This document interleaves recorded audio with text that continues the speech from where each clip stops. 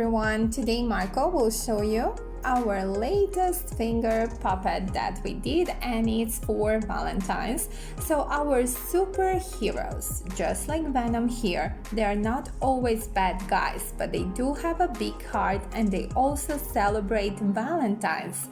That's why today we are presenting you our Valentines Venom. Tell us what you think about it. Marco, does Venom celebrate Valentine's? Okay. Oh, you're right about that. We can't know that. Thank you, Marco. Thank you so much.